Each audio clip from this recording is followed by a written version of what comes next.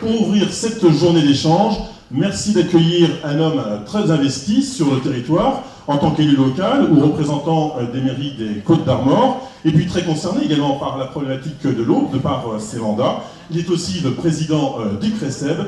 Merci d'accueillir René Regnault. Non, il n'y a pas de musique pour vous accueillir, René Regnault. Voilà, le micro est à vous. Bien, merci. Ça va? Mais merci à tous et à tous. Vous êtes très nombreux.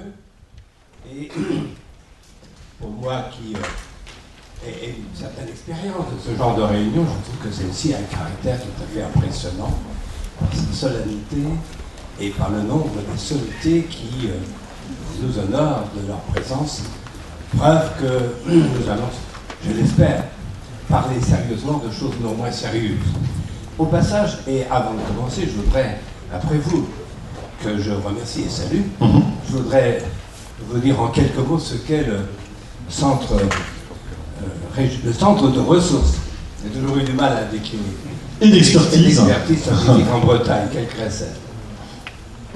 La vocation de l'organisation, voulue par la région Bretagne, c'est de fournir des connaissances et des outils utiles et pour l'aide à la décision des territoires de sages et de bassin versant, ceci pour les aider dans la mise en place d'action d'amélioration de la qualité de l'eau et de préservation de la ressource. Pour ce faire, le CRECEB, c'est plus facile comme ça, propose des transferts de connaissances directs sous la forme de fiches, de synthèse bibliographique, d'articles Internet.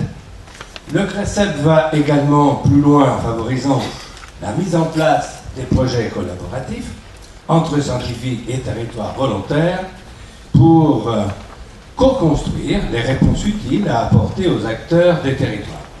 Ce type de démarche collaborative permet en effet d'apporter des réponses adaptées aux spécificités des territoires bretons, tout en garantissant une réelle appropriation des connaissances par les différents acteurs impliqués. Autrement dit, aider à faire du travail de bonne qualité pour précisément atteindre cet objectif qui nous est commun, c'est l'amélioration de la qualité, l'amélioration qualitative et quantitative de l'eau en Bretagne.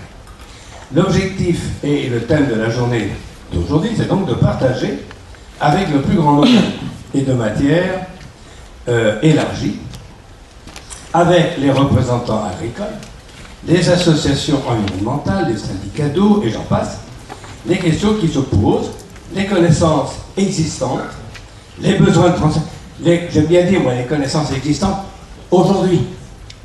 Parce que chaque jour qui passe me fait découvrir des connaissances nouvelles qui arrivent ou qu'on m'annonce ou qu'on me signale comme étant sans doute peut-être la remise en cause partielle de connaissances dites acquises et qui vont à nouveau évoluer. Et je ne vais pas plus loin parce qu'il y a des scientifiques très experts dans la maison, dont le vice-président du CRECEB, Olivier Thomas, que je salue au premier rang. Donc, je fais attention par rapport à cela.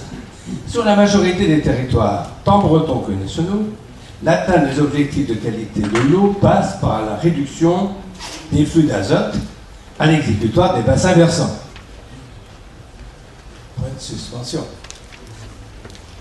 Et vous voyez, et avez suivi l'actualité, tant hier que ce matin. Dans le télégramme notamment. Ces flux étant majoritairement dus à l'agriculture, y compris l'élevage, l'atteinte des objectifs de qualité de l'eau nécessite la mise en œuvre de changements de pratiques agricoles ou de systèmes agricoles et l'évolution des structures de paysage. Et nous allons le vérifier sur place au cours de la journée.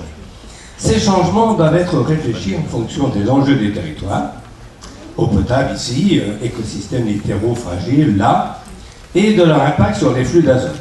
Différents facteurs interviennent dans les changements nécessaires à la reconquête de la qualité de l'eau, les dynamiques et systèmes agricoles du territoire, les politiques publiques, l'économie et l'histoire du territoire. Bref, notre civilisation est interpellée, elle bouge. Ces changements ont par ailleurs un impact socio-économique sur les exploitations, sur le territoire et la filière agricole, sur la région globalement, quand nous sommes ici en Bretagne. La mise en œuvre d'actions pour réduire les fuites d'azote nécessite de s'intéresser conjointement aux sciences de l'environnement et du vivant et aux sciences économiques et sociales. La synergie intéressante qui a pu être trouvée avec les porteurs du projet Acacia pour organiser cette journée a été pour nous une occasion tout à fait extraordinaire et qu'il ne fallait pas manquer de saisir.